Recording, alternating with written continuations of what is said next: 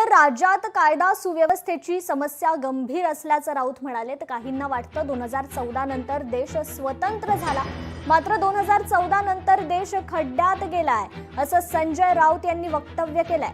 भाजपनं आर्थिक देशाला धर्मांध केलं, हे त्यांचं योगदान. स्वदेशीचा नारा काँग्रेसने दिला, असं देखील राऊत म्हणतायत. पाकिस्तानला शिव्या देणं सोपं, ट्रम्पचं नाव घ्या.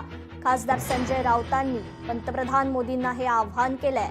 ट्रम्प रोज देशाला शिव्या देतात, नाव घ्यायला का घाबरता, असा सवाल देखील त्यांनी उपस्थित केलाय. तर ईव्हीएम घोटाळ्यातून निवडून आलेले हे पंतप्रधान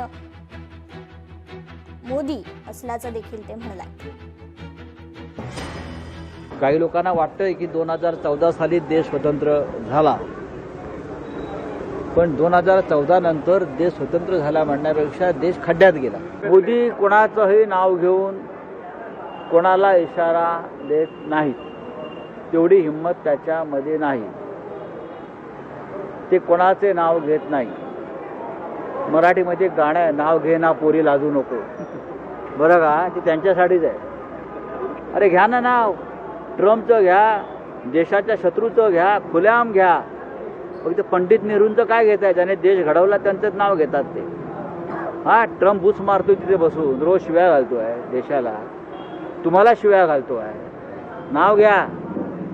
नाव घ्यायला लाजताय कशाला आणि घाबरताय कशाला? आम्ही घेतोय ना, अमेरिकेत जाऊन घेऊ, आम्ही व्हाईट हाऊसच्या समोर घेऊन आम्ही देऊ. लोकशाही मराठी ऐका, पहा, जागरूक रहा.